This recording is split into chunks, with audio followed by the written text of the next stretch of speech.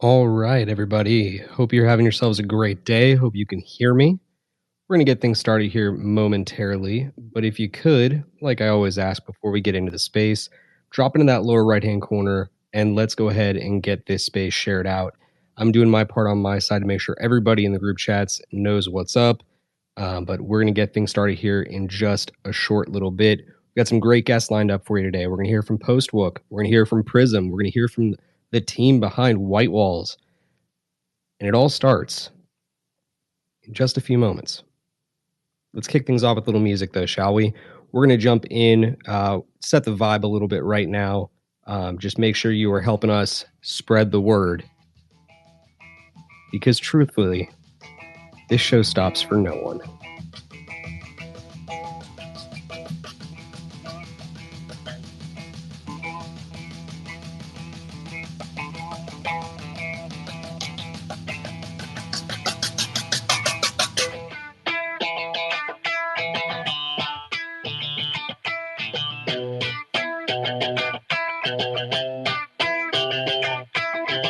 Can't stop addicted to the shindig.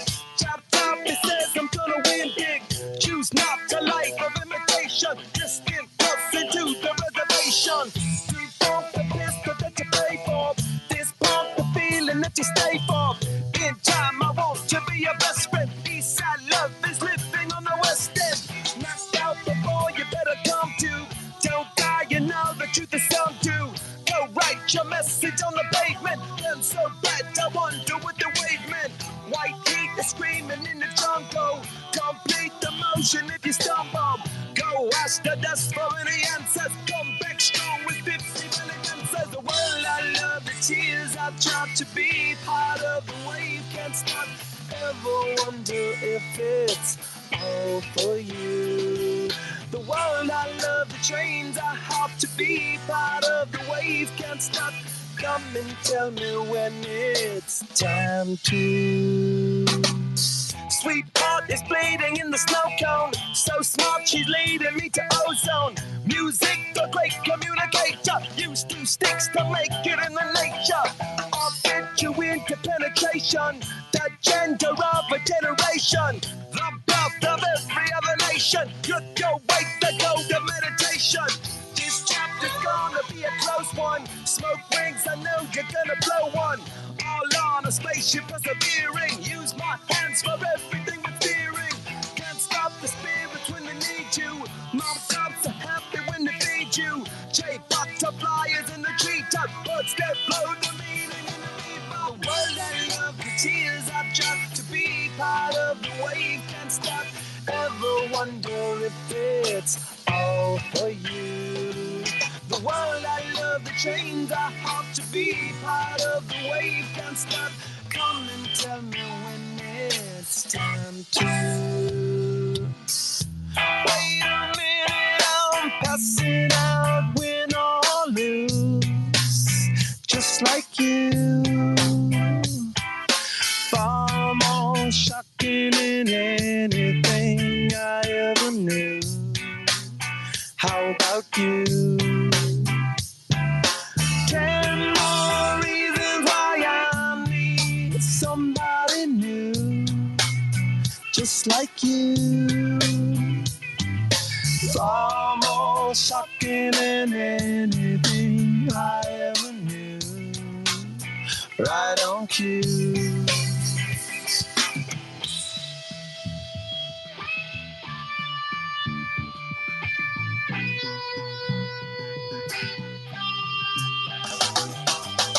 Can't stop addicted to the shindig. Chop top, he says I'm gonna win big. Choose not a life of imitation. Distant us into the reservation. Defunct the pistol that you pay for. Just pump the feeling that you stay for. In time, I want to be your best friend. Eastside love is living on the west end. Knocked out before you better come to. Don't die, you know the truth is some do. Go write your message on the pavement. Burn so bright, I wonder what the wave meant. Kickstart the golden generate hub. Sweet talk, but don't intimidate hub.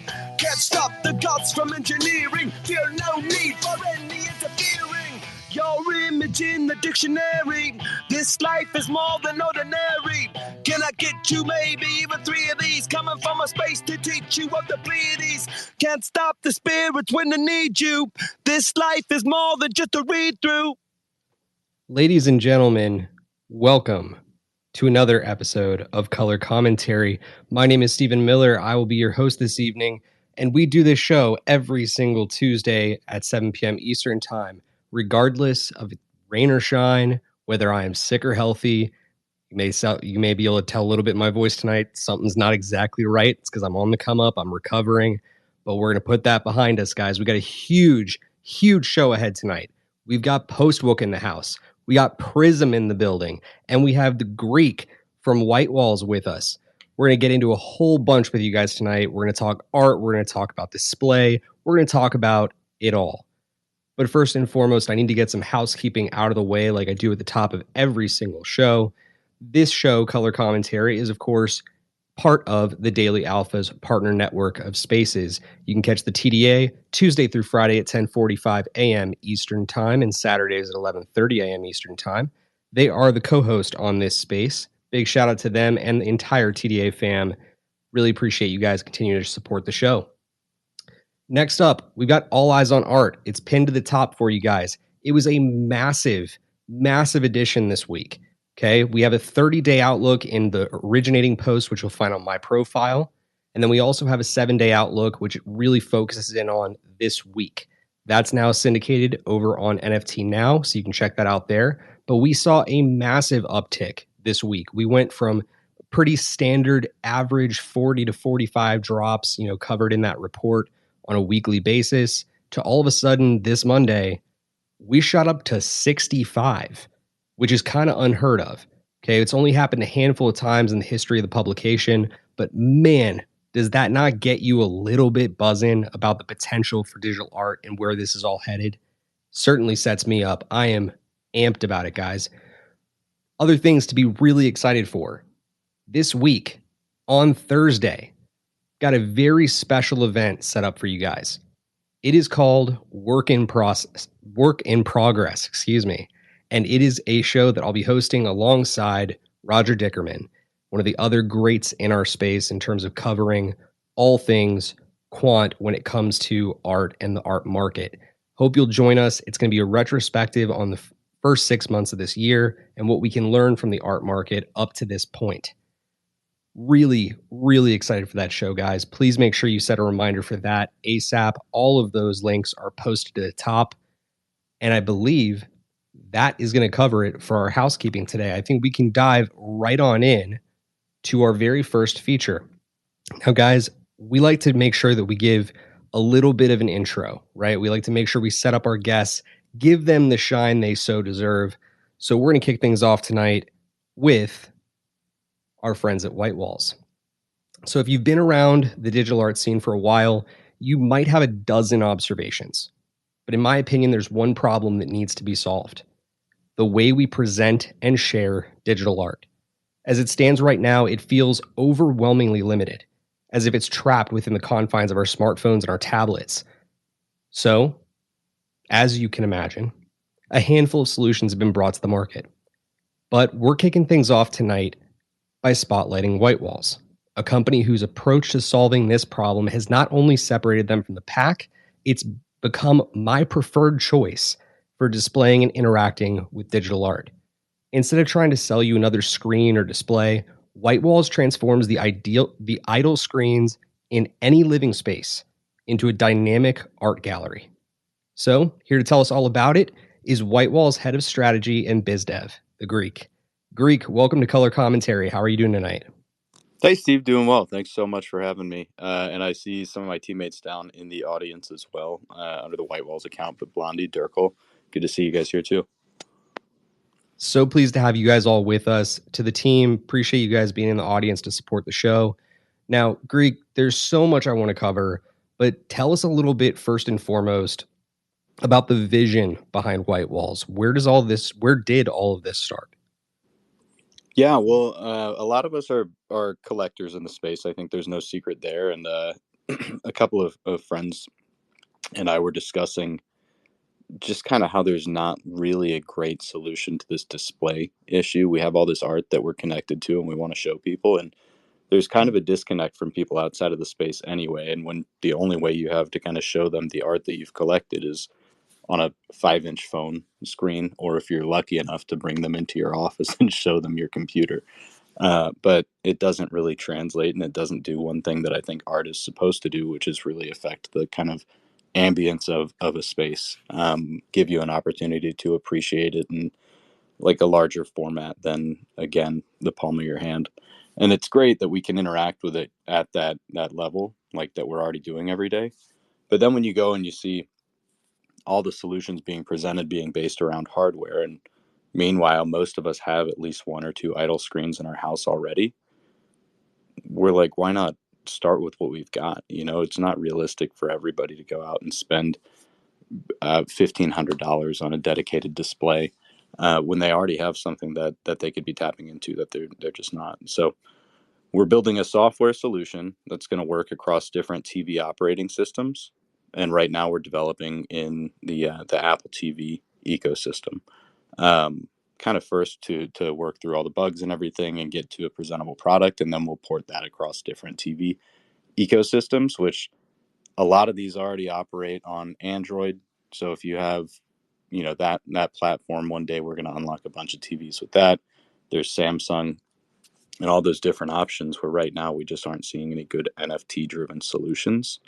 Um, and really all we're trying to solve is the display aspect, right? Like the blockchain does a fantastic job of storage, becoming a storage mechanism that's decentralized, and a public ledger at that, right? So the TV doesn't necessarily need to be a storage mechanism, doesn't need to solve for that. So we're just excited about being able to present a way for you to look at all your different file types on your TVs. And we've seen it change people's spaces and change the way they interact with the art that they love, and had some really awesome feedback from collectors and artists, both on how this is affecting their engagement with their own art. So clearly on demand is kind of like the big centerpiece here, right? Like it has to be that way. It has to be able to, immediately flip up onto any screen that's, nearby you, right?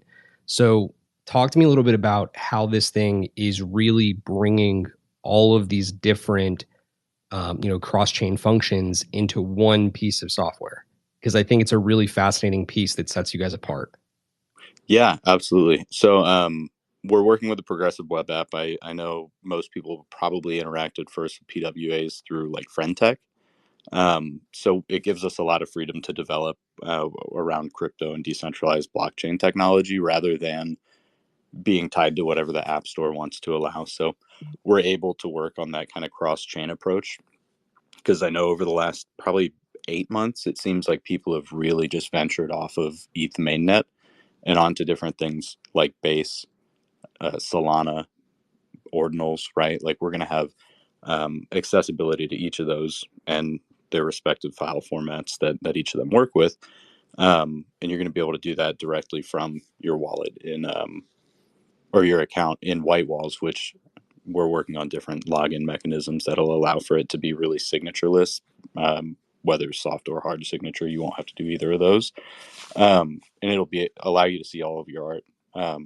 Kind of like if you think about how Vulkan works. Um, so that's the mobile side, where you'll be basically using your phone as a controller. And then the TV side is an app that essentially connects via handshake to your phone. And then it reads, what you want to do. So that on-demand aspect that you're talking about, you can literally mint a piece of art, view it in the wallet that's connected to your account, and then immediately tell your TV to display it. So you can be from like point of sale to displaying and enjoying in your house like in a matter of minutes, which really I hadn't seen before, unless you had like a token frame. Um, and sometimes, I mean, there's always like ingestion kind of, I wouldn't say issues, but a process when new tokens are created. So this is the easiest solution that I've seen for it. So we're pretty excited about that. So that's all really incredible to me. Like the fact that you guys have arrived at this solution, it seems like the lightest, leanest solution, and frankly, probably the most accessible.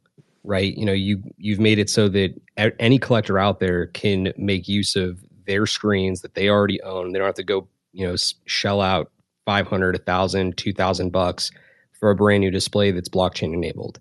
So beyond that, I think there's something else to be said about how your approach at White Walls really moves the needle and it kind of challenges cultural norms that we have in the space. How exactly would you say it's doing that? Because I think there's a lot to be said on that side of things. Yeah, so I mean, initially, right now we're presenting just the display function, right? But beyond that, we have so many different ideas and stages that we're going to build out in that'll allow for different things. Um, in terms of like being for the culture, we have um, it's kind of an appreciation mechanism. It's quantifying provenance and appreciation of art. So based off the different accounts that are enjoying a piece of art, the collector, the viewer, um, and the owner of that art will get different kind of values assigned to it based off of its social reach. What we find is that that'll be able to also help with like the provenance based off of who's viewing it. Um, so it can be general blockchain users, but if they're registered in the app and they're viewing it under a commercial account, you'll actually be able to see like who's accessing the art, how long they've enjoyed it for. And I think quantifying that kind of in an on-chain way is an interesting approach that we haven't really seen a lot of right now. So like how popular is a piece of art? Not that that has to matter, but I think to a lot of people it does like matter. Where has it been displayed? Who's enjoyed it? Like who's actively curating it in some sort of a gallery manner.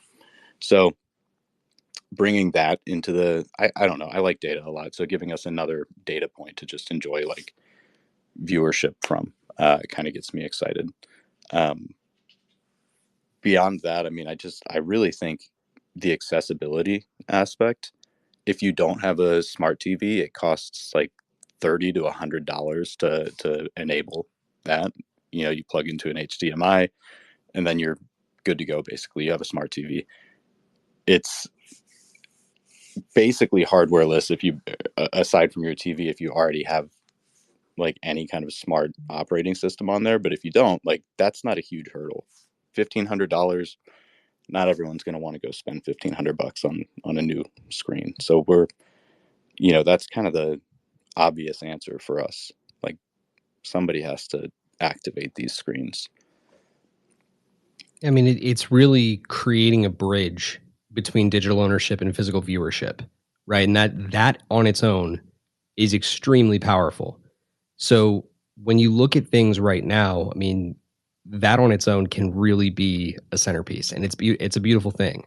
So before we go forward, I do want to make sure I remind the audience, if you have any questions along the way here and to our other speakers, if you have any questions, feel free to raise your hand. I'll bring you up on stage, or raise your hand if you're on stage, and we'll take it over to you if you have any questions for Greek, because there's so much that you can get into here with this application. Like, I really do think that you've got bleeding edge tech, and it really stands out in a meaningful way here.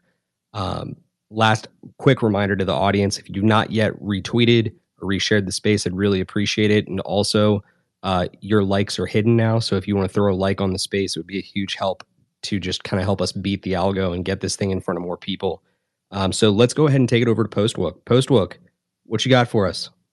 All of the flowers I can physically give White Walls, honestly. I like can't speak highly enough about like this protocol. I think it's really cool. And like I met the team when I was in New York and we were just chatting and it was like, you know, we need a solution because yeah, like Greek just said, not everyone wants to buy a $1,500 screen. You already have a screen. You have a TV. Like just use the TV.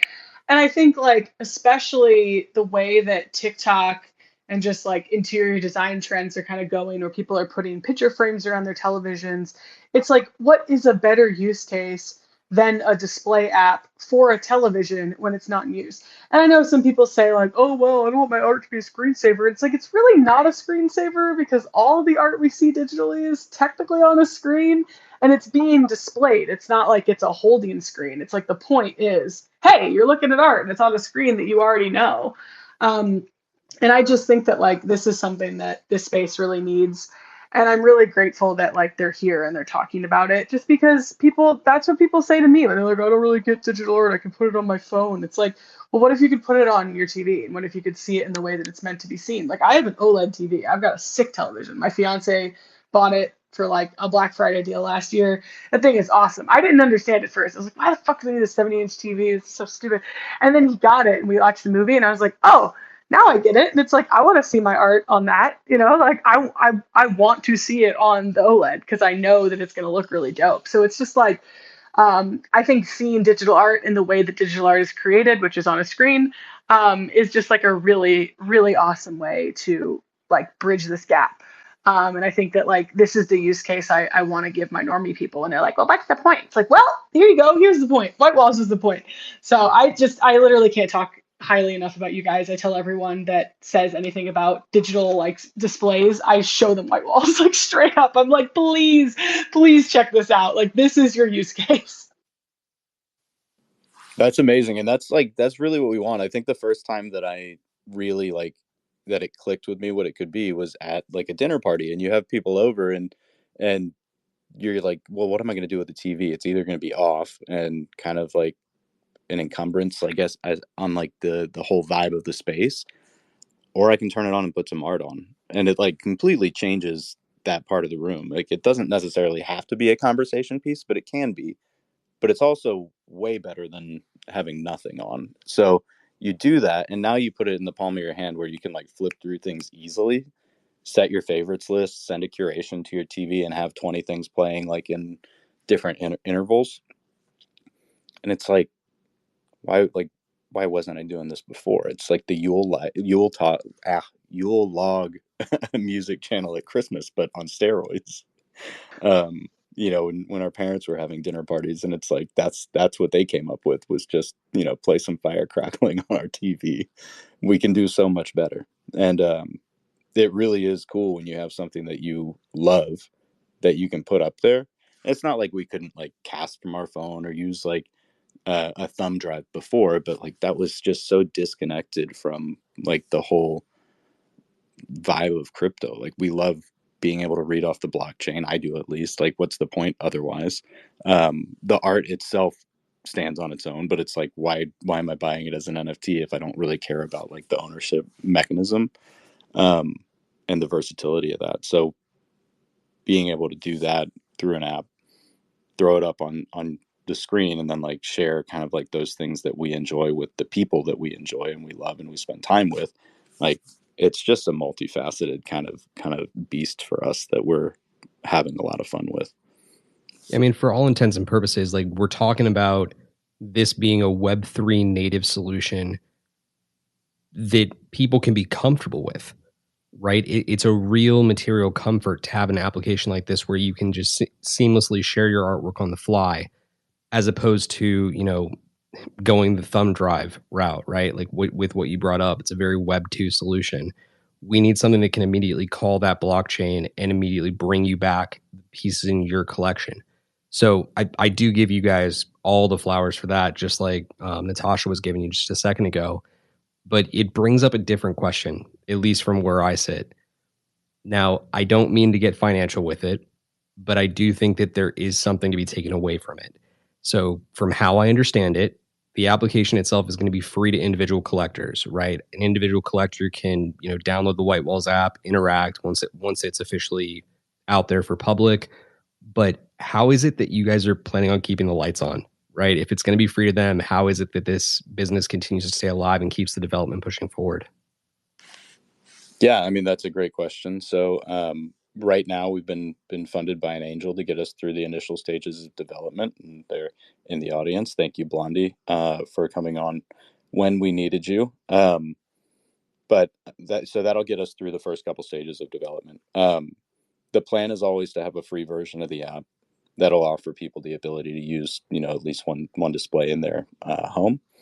um, and then there will be additional options for enabling more displays and having different kind of levels of customization, if you will.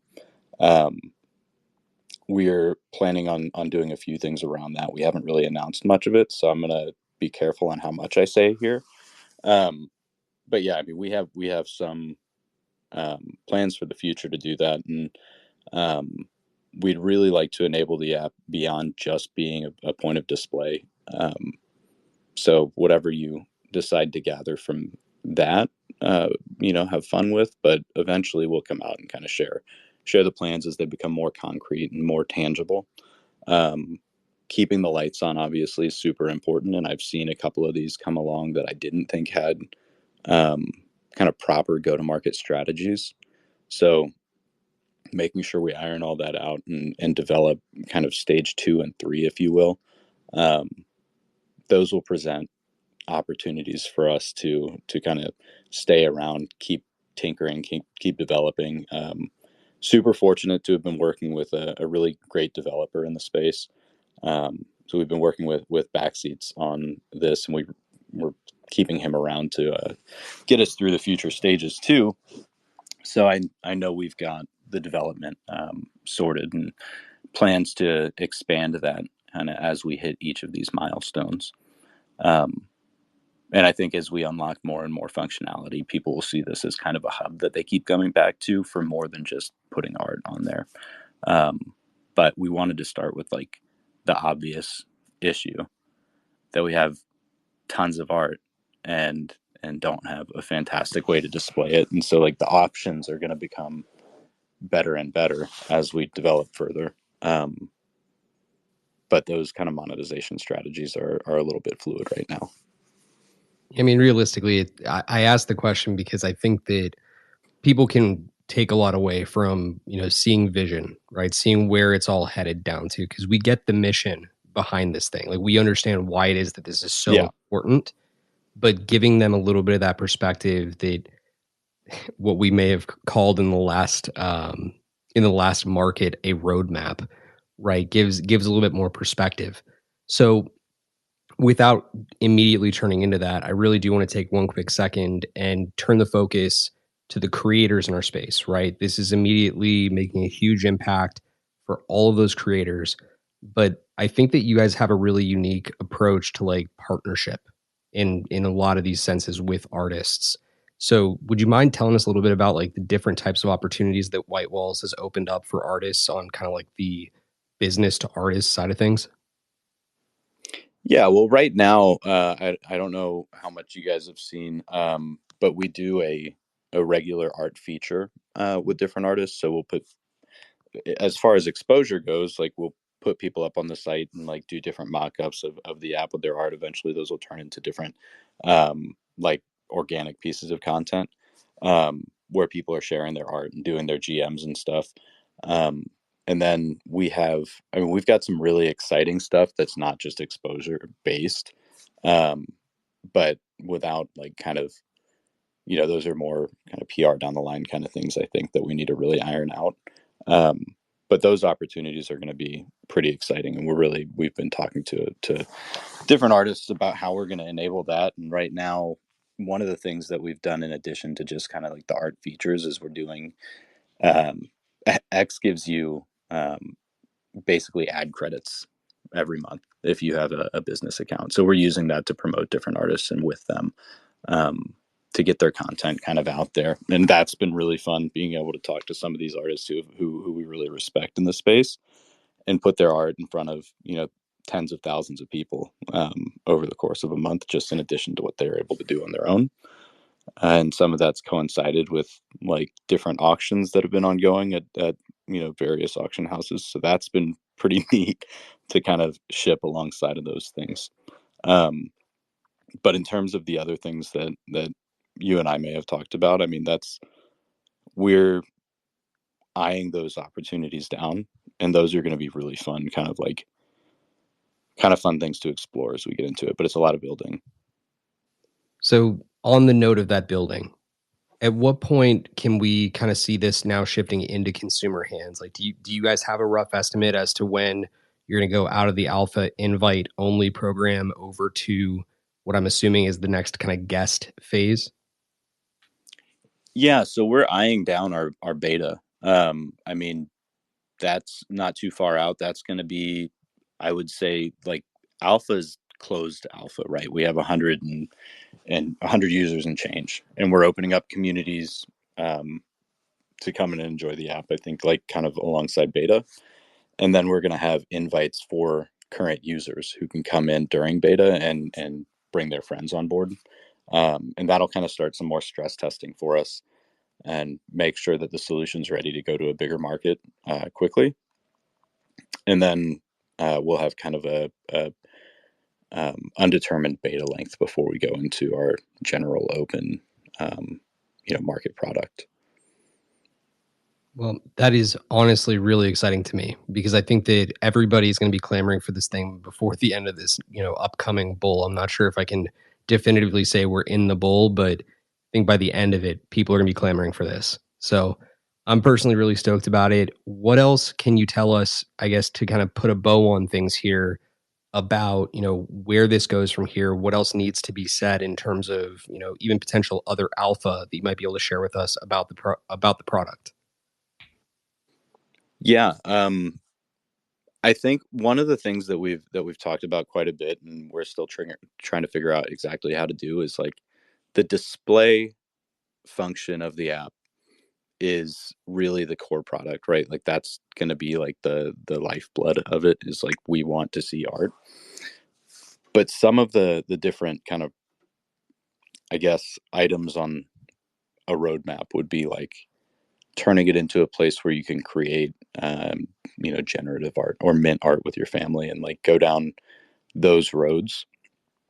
Those are some things that we're pretty excited about, and they offer different opportunities for, in your words, keeping the lights on, um, that are, you know, a lot less invasive than subscribing necessarily to like another service. So having just different mechanisms and stuff that we can explore for that, but turning it into not just a passive piece of your house, but something that's active that people can do together and say like, explain what this generative art might be and what, and it's not limited to just generative art, but that's kind of where our conversation has been. But what creating these like NFTs looks like and doing it from here, like doing reveals on your TV, would be just a little bit more of like a immersive way to experience some of this art.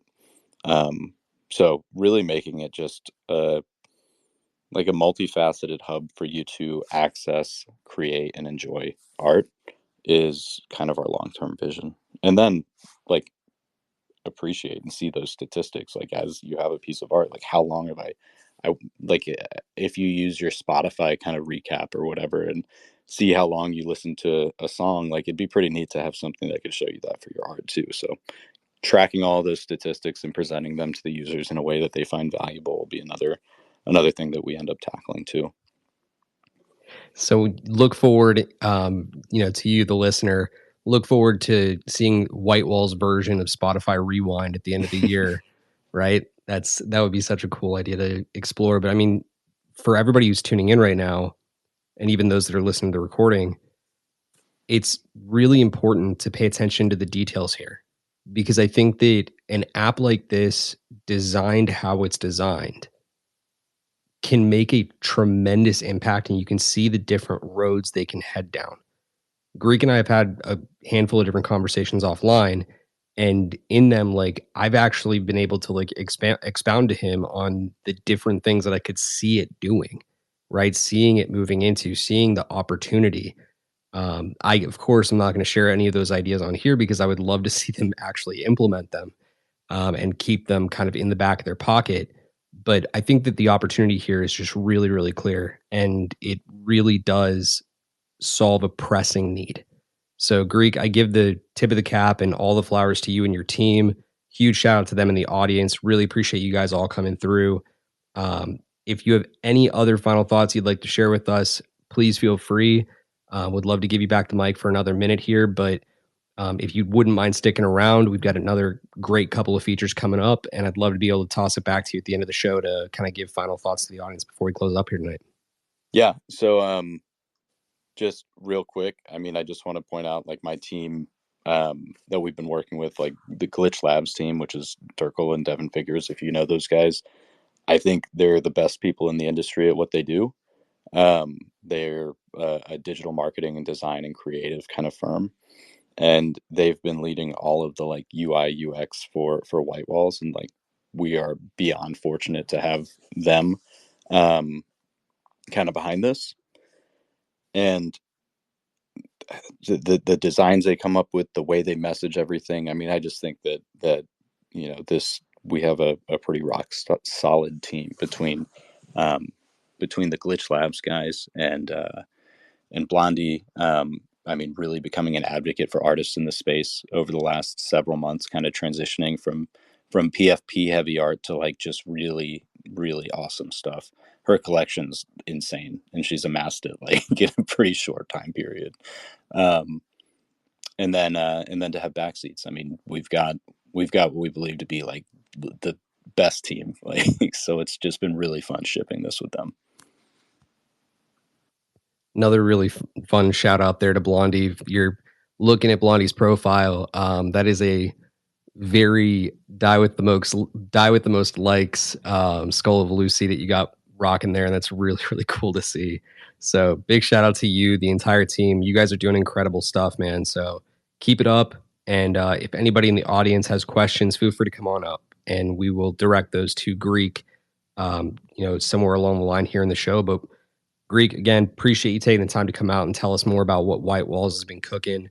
Stick around till the end. I'll be sure to throw it back to you for final words. But we are going to head on into the next half of the show. This show typically, guys, runs about 90 to 120 minutes. This week, I think we're running about on time. But we'll see how that goes, because I can certainly get carried away when we're starting to talk about art. So just for our quick break here to kind of get a reset, if you're just joining us, this is Color Commentary. It's where art and alpha collide. That's what we do here. If you want to share the space out, we'd be greatly appreciative. Throw a like on it. Just help us beat the algo. That's what this is all about. So we can help all artists, all galleries, all platforms, all curators, everybody in the art space get a little bit more shine, the shine that they so deserve. Well, now that we've dug into some of the tech that's pushing digital art forward, why don't we turn our focus to an artist whose upcoming release may very well raise the bar for art on Bitcoin? My next guest is Natasha Chomko, but you may know her better by the handle Postwook. Natasha is a visionary digital artist whose vibrant collage artwork has placed her among our generation's artistic greats, especially in contemporary surrealism.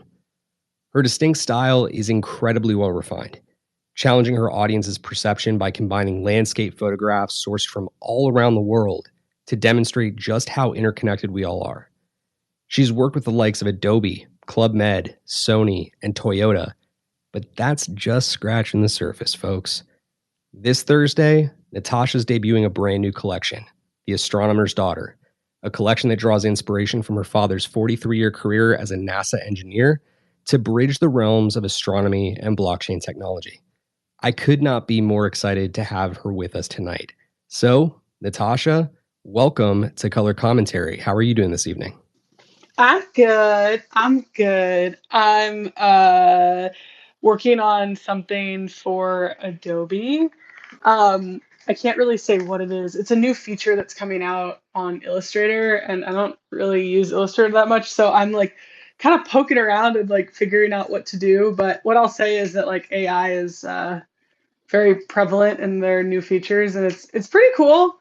And yeah, other than that, my cat is sleeping next to me, and he is being very adorable. So I'm just happy to be here. As always, happy to hear about White Walls. Honestly, like I truly like I fuck with you guys so hard. I think that you guys truly like are doing the Lord's work out here and like what we need as a space. So yeah, I could tell you that until literally the sunset was blue. So truly very happy to hear more about like what you have planned moving forward too. So yeah, but I'm good. I don't know. I'm chilling.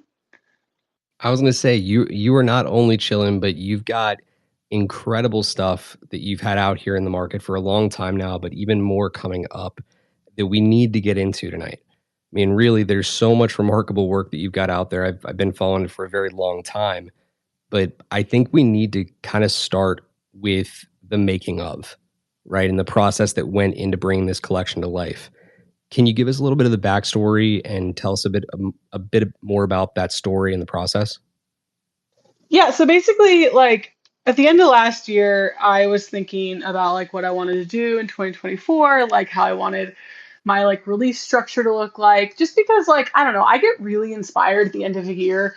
Like I'm always like a really big like goals person and like to-do lists and stuff. So at the end of the year, it's like a time where I like kind of go through stuff and think about what I want to do differently and how I want to make things happen. And one of the ideas I had was I wanted to do something that was a larger scale project that had to do with time and space. And I knew that I wanted it to honor my dad in a way because I had done some things in the past with him. Like my dad inspired a piece that I made for ACK, and then like I did a drop with Nifty Gateway that he helped me with. Like he's been involved in my process even before that. I've just always asked him, you know, for his opinions. His mom is a painter, so he's got like pretty decent taste. And I wanted to do something that was really like paying homage to him though. Like I was truly like, okay, like I want this to be like about him. But I didn't really know like what to do. And I kind of toyed with a few different ideas. I thought about doing like a time-based like dynamic edition on ETH. And I thought like, oh, well, what can I do with base? And then I was thinking, you know, maybe I'll do like 4 open editions and I'll have them set to like the solar holidays, which are like the equinoxes and the solstices.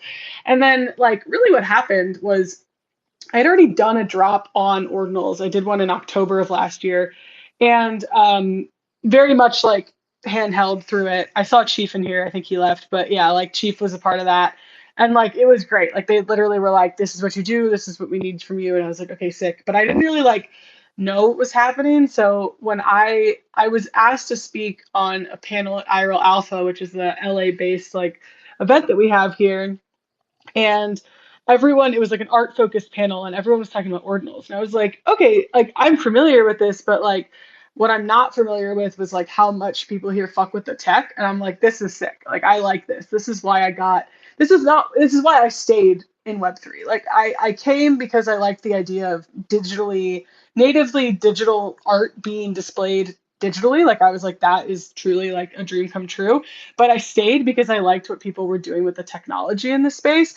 Like I had ideas of making like dynamic work before anyone was doing dynamic work. Like I was like thinking like, how can I stretch what this canvas, like this digital canvas, is allowing me to do?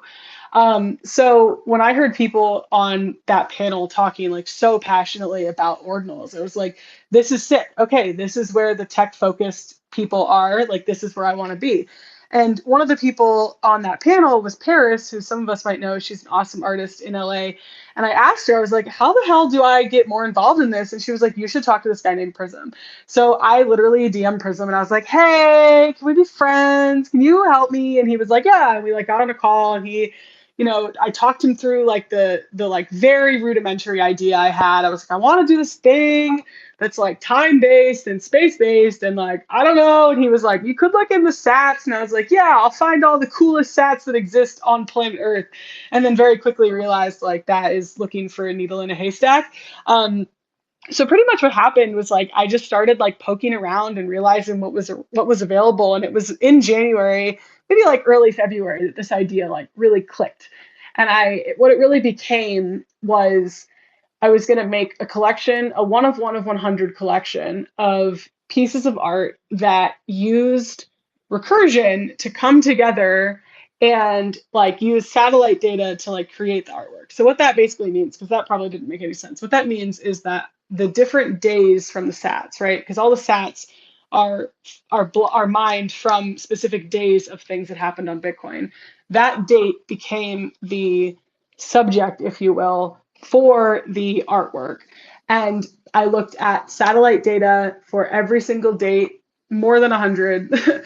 And I looked up like the moon phase, the constellation from that day, any planets that were close to Earth, anything that was fun that was happening in the sky that day, like whether it's like an like an eclipse or a blue moon or whatever else.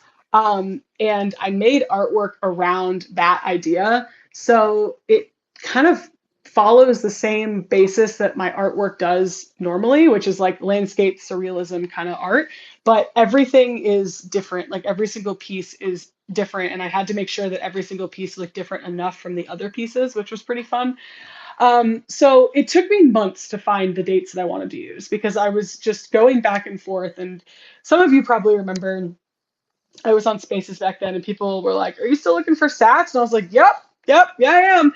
So I had like one monitor that had the satellite data up, and I had the other monitor that had all of the different layers that I had made, and I was like fake putting them together to make sure they looked right. Just because I didn't want anything to be ugly and I didn't want anything to be like too similar to something else that I already had. So I like really, really like made a difference in the way that I was doing this. Like I went really fucking hard trying to make sure that this was different enough and cool enough.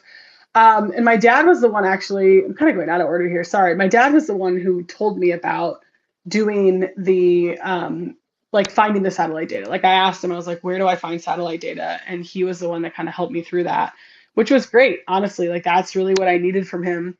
And I just spent months just going back and forth, like doing the nitty gritty, dirty work of like finding the data that I needed. I went on the website today. I had to make like a very last minute decision to like change one of the dates. And like I was going through the website and I was like, no one would know how to use this if they don't know how to use this. Like this website is so ridiculous looking. And it's just kind of funny because it's like I went through the process. Like about an hour ago, I went through the process that I did to find all this data like one last time. And yeah, so I spent a lot of time and a lot of like energy just like finding the right dates and making sure that this was cohesive. And I think like the biggest thing to note is like I'm not the astronomer, right? If you want astronomy on Bitcoin, you can talk to a few different people in this space. Like that's my dad.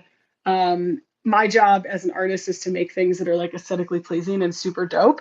And this whole collection really just kind of follows that evolution. I made a point like all the landscapes follow the like what you would see in that season. So like all of the ones that are in winter are wintry, all the ones that are summery are in summer, right? And I made a point to like find specific dates like solstices and equinoxes where it splits. So like obviously June is half in spring, half in summer. So like there's two different landscapes for June, as is like October, what is it, December and March. So yeah, I spent a lot of time making sure that all the different possibilities here made sense. Um, I feel like you're gonna have more questions, so I'm just gonna stop talking. But yeah, I hope that that made sense to anyone. No, look, it made perfect sense. And you can, of course, continue on as much as you'd like to. This is very much so meant to showcase exactly what it is that you've created here, which is something that's truly otherworldly. And I mean to lean into that pun as hard as humanly possible throughout this interview. Um, so just to kind of give people a little bit deeper of a dive here into understanding what this really took, right, behind the scenes, like, can you tell us how it is that your release is actually pulling this historical satellite data? Like, did you have to put it all on chain yourself? Because there's no way that, Bitcoin is just pulling data from NASA. It's not like we have that connection. No. So basically what I did is, I mean, the data I found, it's all open source. Like it's not like I have some like extra special pass because my dad works at NASA. Like that didn't happen. He just knew like where to look because this is the kind of stuff he works on. So for background, so Stephen, I asked my dad, I called him and he was like, I literally just opened the door into our house. Like the Uber just pulled away. Like your timing couldn't have been better. And he was like, I'm tired. I want to go to bed. He's a boomer. So he'll be on a space with us on Thursday. But I did ask, and he was not super thrilled to be hearing from me at all because he was tired. But basically, my dad is a software engineer at NASA, so his whole job is just writing code that goes on satellites. He does a lot of like near Earth orbit stuff. So I'm saying that to say that when it comes to like where to find data, like he just knew where to find it. So I asked him, I was like, look, where do I find this data? And the cool thing about those kinds of websites is they track all the data from forever. I mean, you can look up a date, it went pretty far back. I think it's like 30 or 40 years. And you can figure out exactly like what happened in the sky that day. You can find like interactive maps of like what the constellations look like on any separate day. It's pretty cool. So I just looked through it and it was just a lot of elbow grease. I think that's like the best way to put it. It's not like I have any like special access to anything. I just have a lot of grit and a really insane work ethic. As I'm sure Prism and Boozy can tell you, I am crazy when it comes to getting things done. Like I've worked 60-hour weeks since I was in high school. I don't know how to stop. And I think that like I just went really hard and just found all the data I needed to find. It took forever because I did it in a way that wasn't going to cut shortcuts. Like I really just wanted it to feel as authentic as possible and have like a human touch, considering that the art was all going to be like pulled together recursively. So it's not like I made 100 pieces from scratch that are all like super different, right? Because of the recursion. So I was like, how do I like make sure that my effort is like being topped off on this, and I'm putting in the effort I need to. So the sats really got like a ton of special attention because of that. The hard part with this is that when I was building the artwork, I kind of built it all separately. Like if the best way to describe it is like if you're making a cake, imagine that like you're making the cake in one room, and then you go to your neighbor's house and you make the icing, and then you go to your other neighbor's house and you pipe the cake. It's like I felt like it was so disconnected from the way that I normally make art, which is like I put together one individual piece, because I had to make like what 16 different landscapes that all worked together with like 16 different skies that all work together with 30, what is it, 28 different moon phases that all work together, with like what I think it's like 16 different year filters that all work together. It's just like once you start adding up those numbers of like how many possibilities there are thousands of possibilities that these pieces can go through. Um, and I had to make all of it look cohesive, because the other part of this project is that once it is, well, pretty much, I'm going to start on this next week.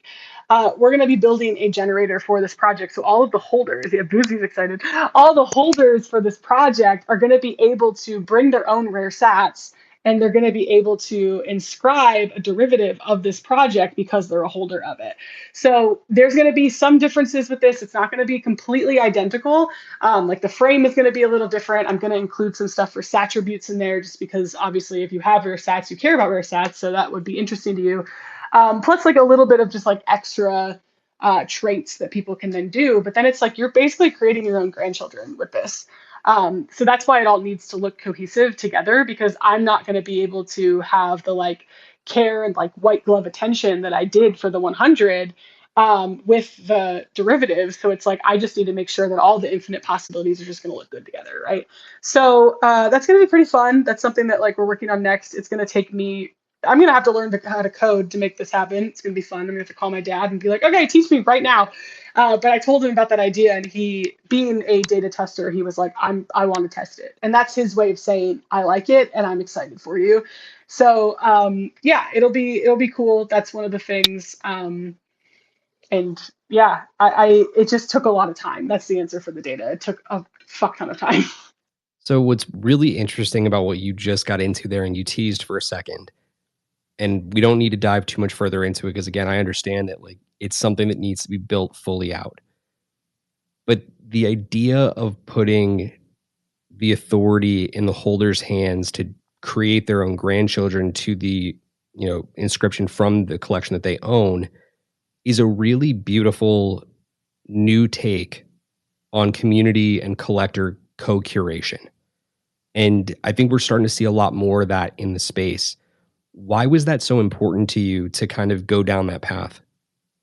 I wanted to give back. And I think the big thing is I wanted to honor my dad a little bit further than just the space element, because like space is something that he's passionate about. If you watch the video that's on the website, I asked my dad, I'm like, what came first, like computers or space? And he said space. It's like he watched like the lunar landing when he was 10. It's like there's like a cool story in there about how his dad worked at the Pentagon, and apparently the Kremlin like sent over, my grandfather's job was to basically like be the interpreter between the Pentagon and the Kremlin. And his like the day that the lunar landing happened, like there was a ASCII art like what's the word, telegram that came in from the Kremlin, basically thanking or congratulating the United States on the lunar landing. And my dad was like, this is for me, right? This is like my present. And my grandfather was like, no, I have to give this back to the office. And apparently there's like no public record that ever existed. So it's kind of like, that's what you get for growing up in Washington, D.C. is you get cool, international security lore that's based in your family. So that like my dad's just been super into, space ever since he was a kid.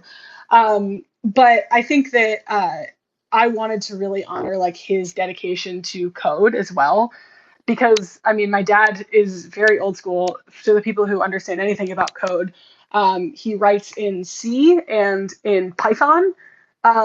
And that's like unheard of now. Like that's just that'd be like driving an Oldsmobile. Like that's just not what people do. But if you have a specific reason for it, it is what happens. And with public sector data, it's like the kind of thing that they need. So I really wanted to kind of like dive in a little bit deeper in like his other interests and give people something also that they can participate in. Because one of the things I'm seeing in this space is just like the participation of the community is what drives a space forward. Because if you just do a drop and then it just ends, it's like, okay, cool, but then what? You know, it's like you like even a musician, they drop an album, then they go on tour, right? Then they get people excited and they have memories associated with it. And one of the things I'm finding, and Stephen, this is very relevant to you, is that I've been running a little pre-sale on this collection just to kind of get people who were excited about it and who had helped me out, giving them something back to be able to pick the date that they want for this project. And one of the things that's interesting is the dates that people are choosing are really sentimental to them. And Stephen, yours in particular, I think was your wedding anniversary, and you were like, it would be really cool if it was Sedona. And do you mind if I spoil it for you right now, or do you want to You wait? you are more than welcome to spoil it, but Okay. I'm sitting here praying to God that my wife doesn't listen to this Okay. recording Okay. after Okay. work Okay, so because I haven't told her yet. I'm planning on surprising her with it. okay, well, I hope she doesn't listen either because Fingers I went crossed. to Sedona in December, and I actually got a really sick photo of Cathedral Rock. And the month that you chose, the landscape is that photo of Cathedral Rock. So it's just like little moments like that where it's just you couldn't have picked like, and that's just your wedding anniversary. It's not like you knew where you were like, oh, like I like this, I saw it on Twitter. Like that's just serendipitous. And to me, like that's what makes this project so special is that like that's one of countless stories I've had at this point where people have said, you know, like this date means a lot to me. I'm really glad you have it. And it's just like, fuck yeah, like that's what this is about. You know, it's like connecting people with their memories, their sentiments to art that makes it greater for them, right? And that's like the way I can give back, right? Like I gave up my career in politics. I can't write you legislation anymore. But what I can do is like give you art that makes you feel really warm and fuzzy inside. So that's what I'm trying to do at least. So first and foremost, that is so fucking cool. That just lined up the way that it did. I am grinning ear to ear right now because I know that she's absolutely gonna love that. And you can basically consider that one vaulted. The market's never gonna fucking see that. I'm so stoked. Anyway, back off of my hype train.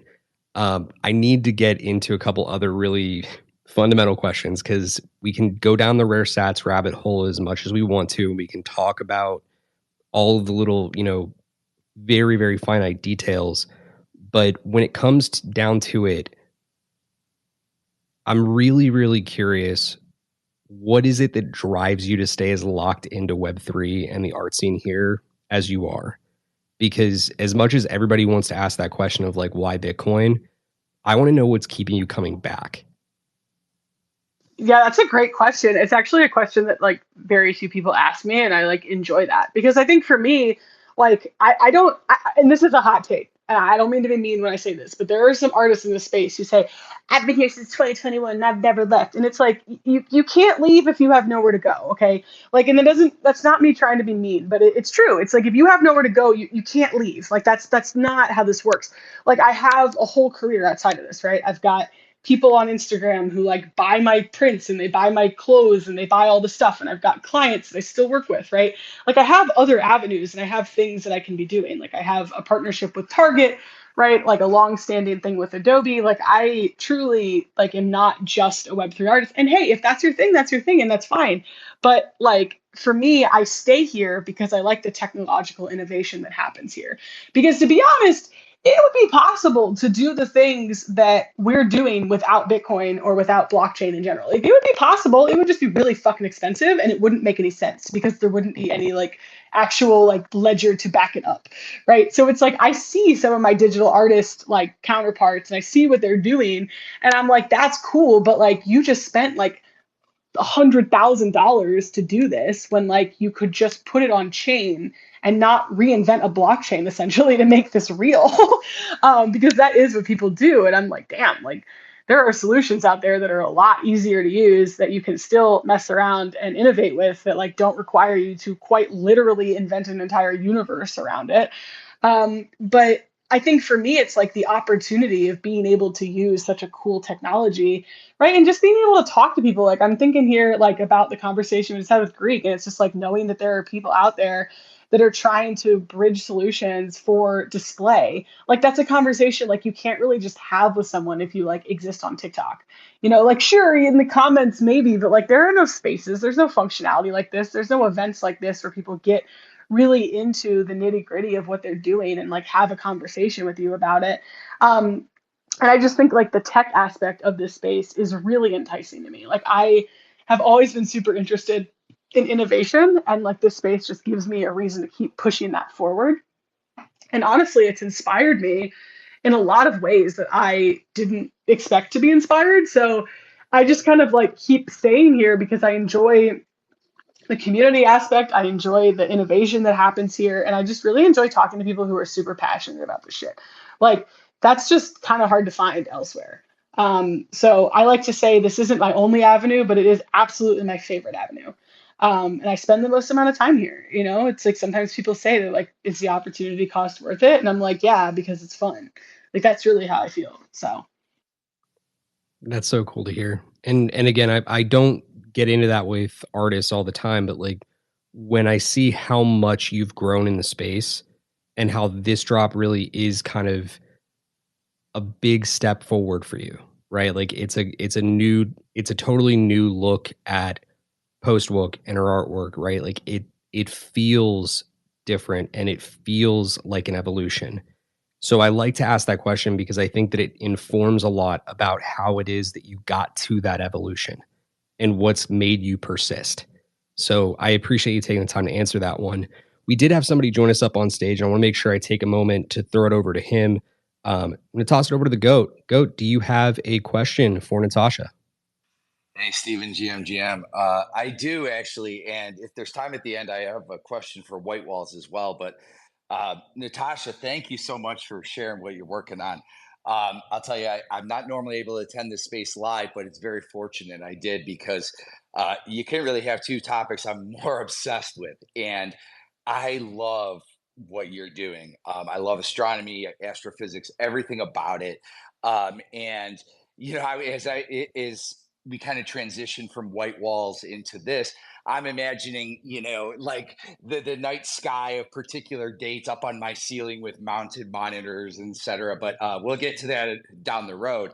Um, but I guess, you began to talk about this with Steven and the gift for him on the day of his wedding anniversary. And you got me thinking about, special dates and things and really targeting pieces that correlate to those dates. And I don't know what the plan is or if there is a plan to allow collectors down the line to perhaps mint, on a rare set or even a set that correlates with this was mined specifically on that date. Particular night skies. I'm thinking about my son. My son's 5 months old, and I'm just thinking, wow, to be able to have a digital collectible from his birth date of that night sky, right? Even maybe like inscribed on a set that was mined that date would just be incredible. So, can you talk a little bit about? I mean, is that part of the vision? Is that something that you would anticipate unlocking as a value for holders down the line? Kind of where are you looking to go with that, if at all?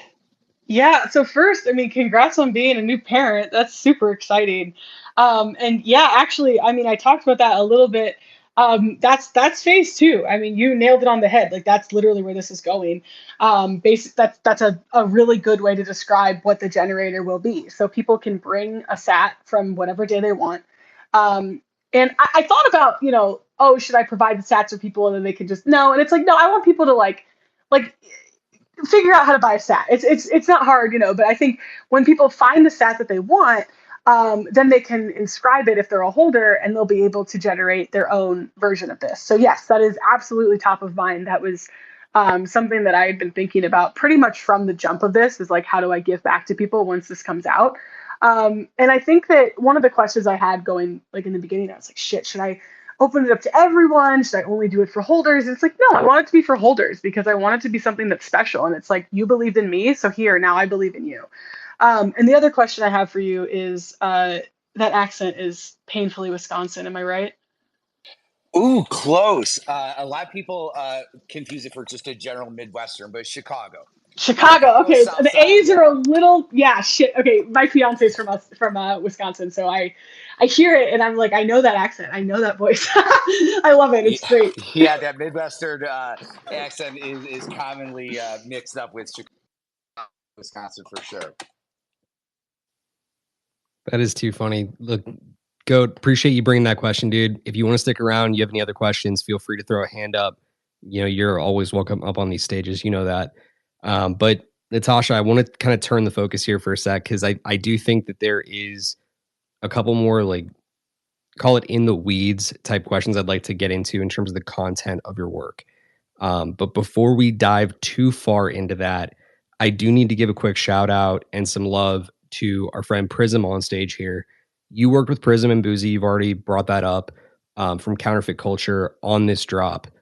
Can you just share with our audience a little bit about what your experience was like working with them so that if they were to venture down that path or want to explore working with Counterfeit Culture, what that was like a little bit?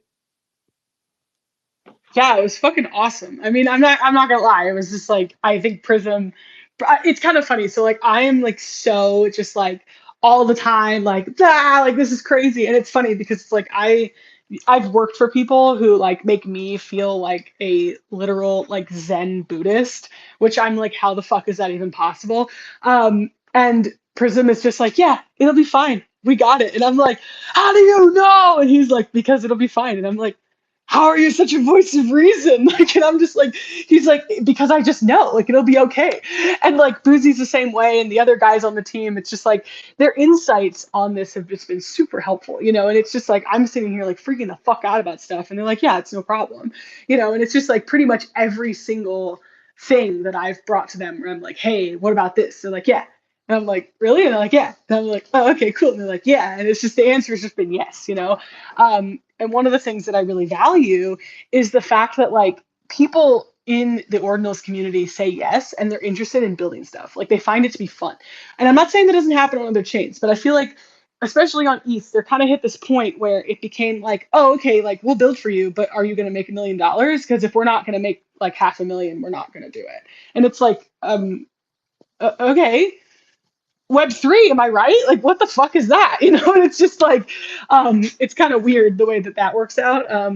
But it was really great, honestly. I feel like when it comes to like building on Bitcoin and doing things with ordinals people who understand the ordinals ecosystem, I really do not think that there is a better team you could work with than Counterfeit.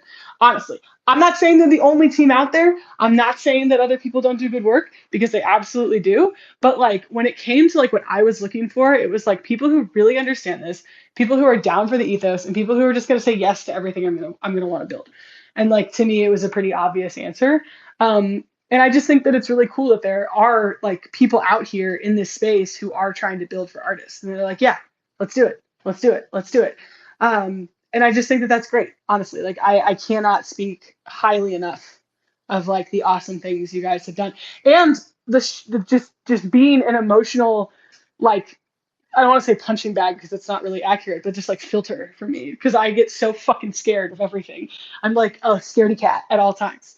Um, and it's just like so helpful to know that like there are people out there that are like, it'll be fine. You're gonna be okay. So I could not speak more highly, honestly. It's so awesome to hear, and I think that every single artist in the audience who's considering a move to Bitcoin should hear that, right? Those perspectives need to be heard. So, kind of to flip the coin over for a second, Prism, I need to turn to you, right?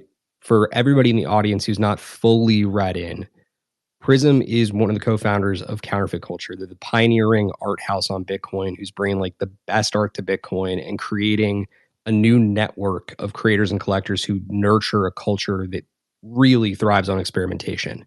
So tell us really quick from your perspective what it was like as a curator and as an art house operator to work with an artist like Natasha to bring something like this to life.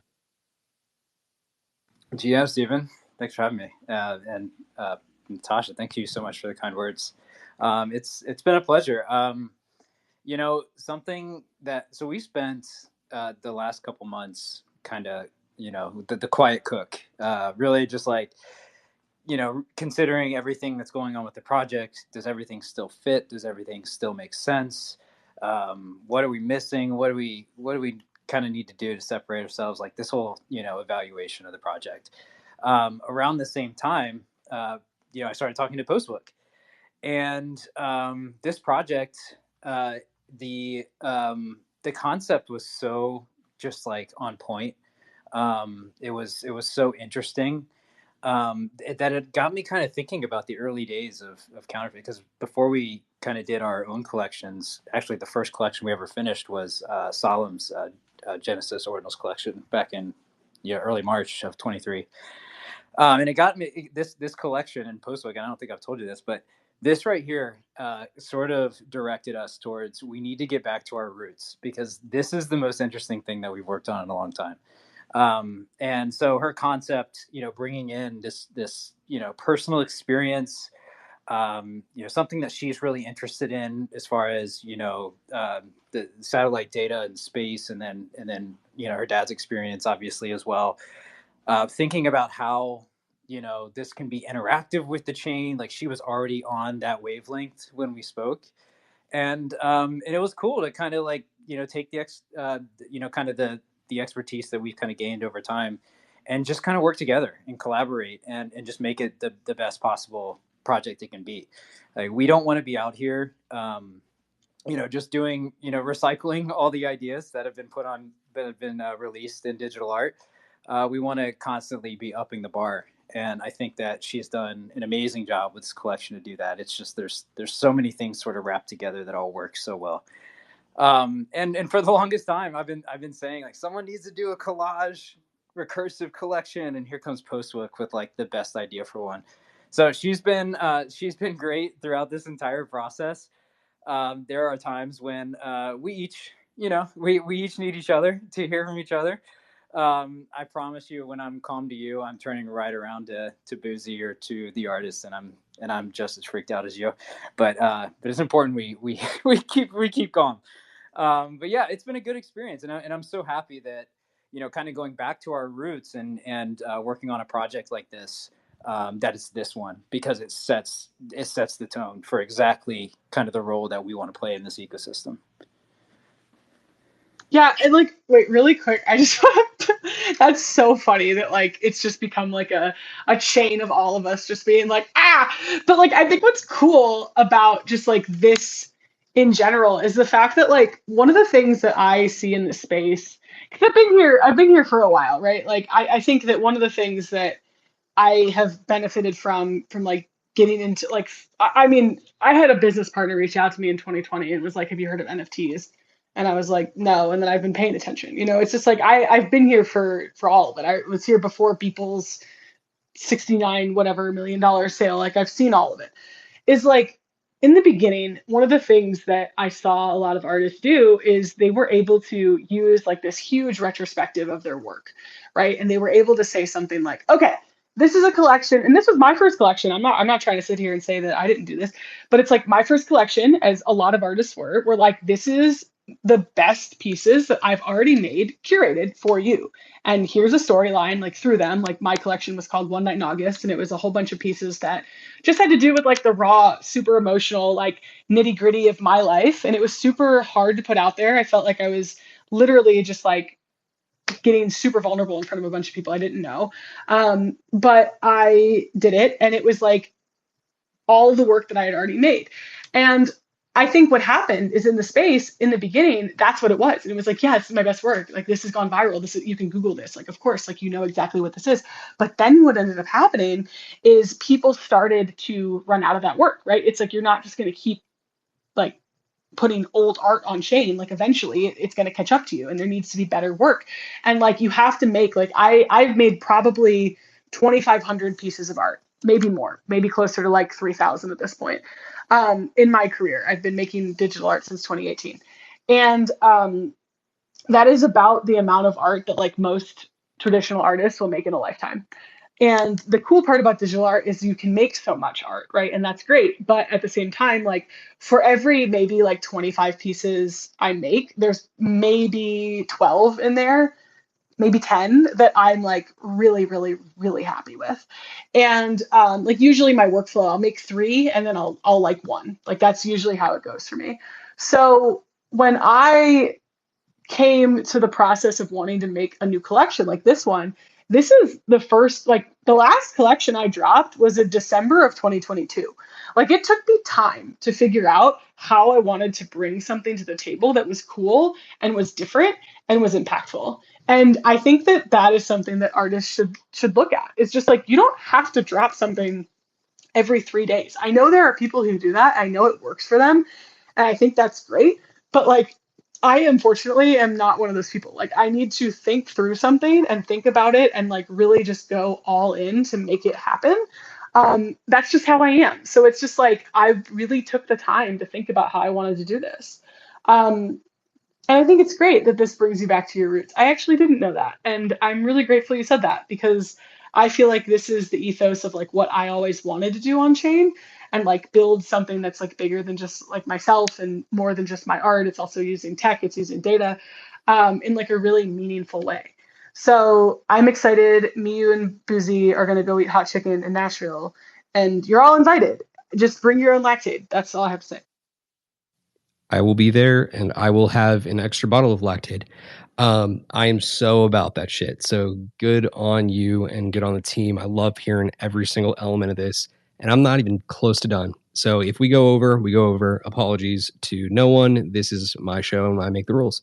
So let's dive into one or two other questions that I got right now off the cuff. The big one right now is kind of more of a retrospective on like the work that you put out historically, going back to 18, right? A lot of the work that I first came to know of yours really had a focal point of like the road, right? There was the road that was like leading or winding towards the mountains and towards the either moon or sunscapes that you had in them. Why is it that in this new series has the focus or almost like kind of the peripheral focus seemingly shifted to a portal as opposed to the road?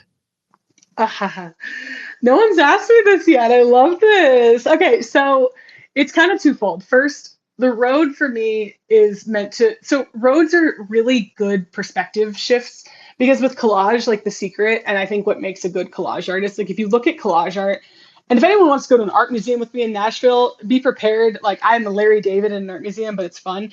Like the thing that makes a collage art good is how well you can break someone's perception and you can give a sense of like forced depth within a piece of art. Because if you can tell that it's flat, the whole image just falls apart.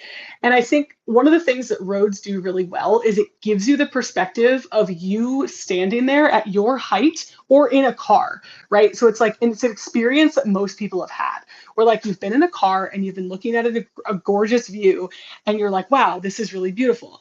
And it feels like it's from your point of view. So the road, for that reason, like the very technical answer for the road is because it gives you that forced perception of like the point of view of the viewer.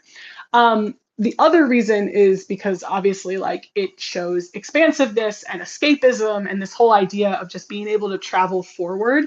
But for this collection, I stayed away from the road because of the portal. It just really wouldn't work. Like you can't really be on a road and in a windowsill. It just doesn't fit. So the portal, I guess here's the other, pulling back the curtain. It's a windowsill. So it's a windowsill that's like completely high contrast. I think the image inside of it was like some, I don't know, it was some landscape. And basically it's like I cut out the window and I made the actual like portal, make it kind of like push that perspective. And no one has asked this, and I haven't said this yet, so I'm just gonna say it now. The whole like muse of this collection is the song Season of the Witch, because like literally the first line is, when I look out my window, so many sights to see. And like that's what this is about. It's just like that to me is like the biggest thing. So it's kind of cool that hasn't come up. But yeah, the whole idea is like I am the astronomer's daughter. I am looking out the window. I am perceiving the data that my dad has like worked on in my own way as an artist. And it's like that's like the true like homage to him, is like this is my perception out of my window, and these are all the sights to see. So yeah, I hadn't thought of, no one had asked, so I hadn't explained it. But if you need a good like sonic example of that, I like the Lana Del Rey version, but it's not the only one. Season of the Witch, great song. That is so cool to hear. And again, I appreciate the insight into the creative process and the why of it all, why certain pieces fit together and why, you know, older works look the way that they do. And we'll kind of circle back around to that, because I know that this year has been a year full of honestly just obliterating, the norms, or obliterating the box that, you may have perceived yourself as put in for a while. So we'll double back to that in a second. But to just ask the question that I alluded to earlier, why did this make sense to be deployed on Bitcoin and only Bitcoin? I know there's a lot of different things that may come into the picture here, like the rare stats of it all, but we talked about this in a space earlier. For art to be on Bitcoin, to have a lasting impression, to really, show itself in a lasting way, one that has permanence in the space, that remains top of mind, a lot of the times it requires it to be so thoughtfully created intentionally for Bitcoin. So why is it that this only made sense to be deployed there? I mean, the recursion was the big thing, right? Because it's like I could utilize the technology in a way that I can't do it elsewhere. People will tell you, oh, it's fully inscribed on chain. You can do that on ETH. It's like, oh, like it's the mother chain. It's like, that's great. For me, it's the recursion is a huge part of it. And I need to give some flowers, partially because he just picked up his pre-sale, but also I don't think he's in here, but I'm going to tell you all about him anyway. There's an artist named Teflon Musk, who is a friend of mine, who truly like just was in my DMs and like in my replies, like well before I knew who he was. He was just being nice, and I was just like, who is this guy? And then it eventually clicked. I was like, oh shit, his art's actually really cool. And then like we became friends. But like, he was the first artist I saw using recursion in the same way that I'm using it now. And like, I have to give him flowers for that, because I think that he is super innovative and awesome. But the recursion element is the biggest thing. It's the fact that like I enjoyed Web3 in the beginning because it's natively digital art in a native way. Recursion is my work as a layer-based artist being used in a native way, right? So it's like I'm using the layers that I like and that I'm like making the work in, and it's like I just have to inscribe all the layers. So that was like the big thing, because with the recursion, like with the generator, I don't need to re-inscribe anything for people to use the generator, which is the coolest part for me. Like the fact that I just get to you just have to show up with your sat, and I just have to like on the back end like put all the traits in, which is that's going to take a while, but like I don't have to reinscribe anything. Like all of that is already there. And what's cool about this collection is if I ever wanted to like make another thing, it's all there, and I can just use recursion yet again to put it together without having to reinscribe the entire thing. So it's not like I'm using, oh, for every mountain range, like I love this one mountain range in the Badlands, and it's just like I don't have to inscribe that 15 times to make this project work. I just inscribe it once, and I just use like color grading on chain to make it happen. It's like it's not that hard to just inscribe like a color mask on top of the piece. That's where it would fit. Anyway, I'm getting really nerdy with it, but like it's just like there are ways to make this stuff work without having to like reinscribe it that like I just can't do that anywhere else. Like that just does not exist. And then the other part obviously is the sats, because there's no unit of ether the way that there is the units of Bitcoin that make up the satoshis. And I've it's so funny that I'm saying this. I feel like I feel like I'm becoming my father in so many ways. Like I feel like when we grow up, we're like, I'm never gonna be like my parents, and I'm sitting here like staring at trees and like collecting things and like having the same interests that my dad does, and I'm like, Jesus Christ, it's literally happening. So like my dad is really into coins and stamps. Like he literally, I think once a month will email me and be like, Hey, you need to make a stamp for the postal service, and I'm like, no, but he really wants me to make a stamp, and so because of that, I've always had this like great appreciation for just like collectibles. And I think that little collectibles like stamps and coins, I mean, they're quite small, but they have a timekeeping element to them. So if you ever look at like a coin, it'll tell you like the year that it was minted and the location of it being minted. It'll have like a little D if it's in Denver. And I think it doesn't have a P, that's how you know it's in Philadelphia. And on the back, you can see like the state. And it's like there is information on the coin that you are looking at that tells you about the coin. Um, and I think that sats are kind of the same thing, which is why I love that sovereign drop that happened with the pennies. It's a perfect example of how to use like sats in a way that I find it's excellent. So that's the other reason is I get to use the dates and the time the way that like my dad likes to look at things because he's obviously impressed that into me. But I just find it really fascinating. You know, I just find like dates and information super fascinating, and obviously the cherry on top is that it is fully inscribed on chain, and that's not like some crazy cyber truck like way to do it. Like on ETH, it's a pretty heavy load if you want to like truly inscribe it on chain, but on ordinals that's how it is. You know what I mean? So I think that is like a cool part of it. It's just not the leading factor for me. Um, Obviously it's super important. It's just like I don't know. I hope I'm making sense there, but yeah, I think that for me, it's the layers, it's the data, it's obviously being on chain, and honestly, I mean, I've told this story before, but when I first got into this space, I was like, okay, so when can I inscribe on Bitcoin? Like, why is this all on ETH? What's the point? Like, ETH is a shitcoin. Like that was my knowledge of crypto before I got into Web3. Truly, like my knowledge was I can buy drugs on Silk Road with Bitcoin, and I know how this works. It's a fully encrypted PayPal. Like that's cool. And you then I found out later people were like holding it and using it for like financial assets, but it just didn't make sense to me because the only coin I really knew was Bitcoin. So when this kind of like when the ordinals protocol came out, I was like, this is super sick. Um, yeah, I hope that answered your question. Yeah, no, it definitely did. And I think it's a really important thing to focus in on for a couple seconds there. So I appreciate you taking the time to answer it as thoroughly as you did. The I did have one final question, but I do want to toss it over to the rest of the audience, give them the opportunity to ask anything that they may have. So if you are in the audience and you'd like to come up and ask a question to Postwook, throw your hand up, request the mic. I'm happy to bring you up. But for all of our other speakers, and I believe, yep, Greek is still here. Greek, I'll invite you back up. I think you had to step down because you weren't able to hear Prism. But if you want to come back up, we're going to do our show wrap here in just a little bit. If there are no other questions from the audience, Prism, take it away, my friend. Yeah, to sort of add on to Postwook's response there. So in this collection, not only are we using sat block times, which is the core to the artwork and the center of the collection, but we're also using recursion, like she mentioned, reinscription and sat endpoints. And so once we sort of had the idea, then it's how can we take it further, how can we make it more interesting, how can we future proof things. There were some ideas we had along the way that we want to leave open to Postwook, and so we are using endpoints, and there will be a delayed reveal on this. And so when you get yours in your wallet, all you'll know is the date. So even if you've picked your date, all you'll know is the date, and you won't see what the artwork actually looks like until the reveal.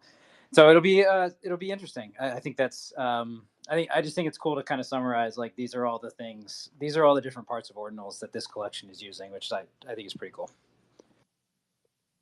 So just to lean in for 2 seconds here, Prism, what else have you kind of learned, or what can you share about what you've learned about counterfeits, new direction, now that you're like staring down the debut of this drop? Because obviously there's been a lot of change going on over there, and you guys have a brilliant direction ahead. What can you share with us about where this goes from here? Sure. Yeah, I'll share just a little bit. So, um, when we first started, Boozy and I used to joke, this is a playground. This is where you come in and you just fuck around. And Boozy created an alter ego for the art that he had done through us. So it was just really like, let's just break Bitcoin. Let's just test the limits.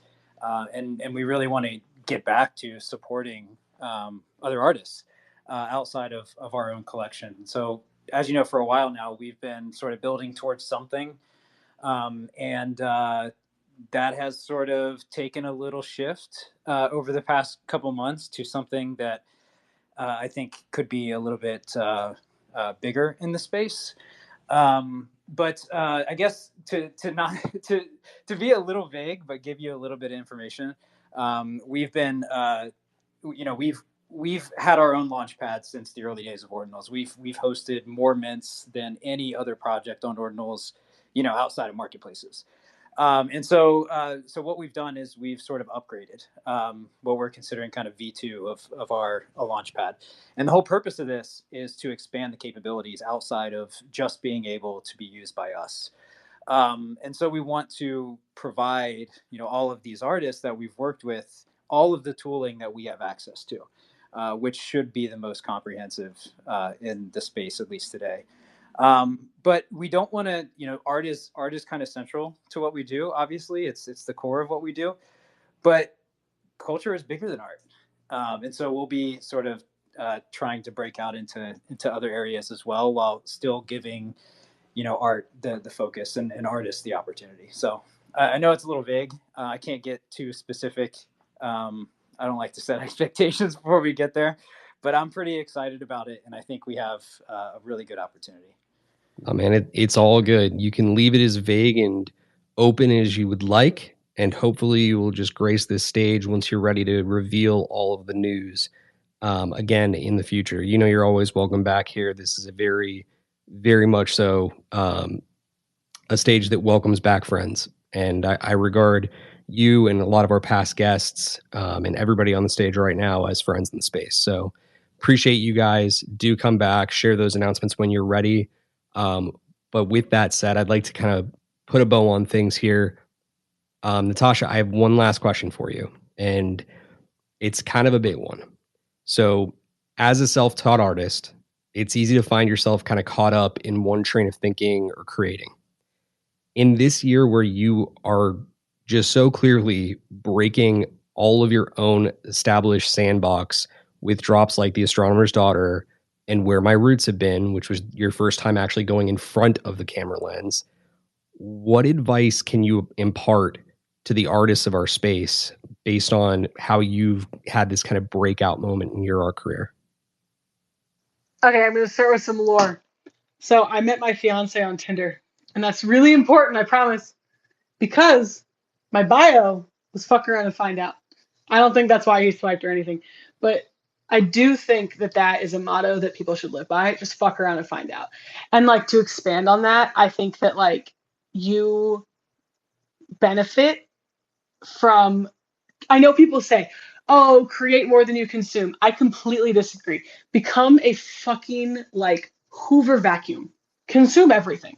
Like legalize ground beef. Like I genuinely think that that is like the best way to understand and to appreciate like what is around you and get new ideas. Because if you're constantly just looking at your own work or you're just like in your own process, you're never going to know what's out there. It doesn't mean like harp on your enemies and like, get really jealous and just like rip everyone else apart. Like that's absolutely not what I mean. But like try new things, like get out into the world, go to a museum if that's what's going to help you. Like figure out like how to do something maybe you haven't done before. I think that that is huge as an artist. I also think that like creating art that you don't plan on releasing at all, and I don't mean selling, I just mean showing anyone.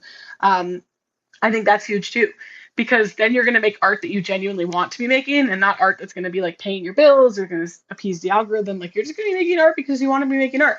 I think that's like a cool way. I really am a fan of like books, like coffee table books. I'm a fan of going to museums, watching TV, watching movies. The only thing I wouldn't recommend is like, reality TV, like Selling Sunset. I don't think you're going to find a lot of inspiration there. It is entertaining, but it's just like do things and consume things that will inspire you to be a better artist. I think it's really easy to get like stunlocked, and I think that there are people who benefit from artists just consuming and only producing one style of artwork. That can be a different conversation for a different day. But I think that like when you look at the advice that you're given, like think about, like I always like to say, I'm not going to take advice from someone I wouldn't trade places with. And I think that when it comes to artists, it's just like do what your favorite artists are doing. If they're like consume the artwork, like become friends with your peers, go to art galleries, like look at new mediums, read about art, try something completely new that you've never done before. I think that that's huge. And just the biggest thing of all is like take time for yourself. Like do nothing. Do nothing. Spend 15 hours playing The Sims, like only eat Pop Tarts for a week. Like, I don't know, like go camping in Malibu. Like, do what you have to do to like get in touch with yourself and like really feel your emotions, because I genuinely believe that that is the best way as an artist to make good art.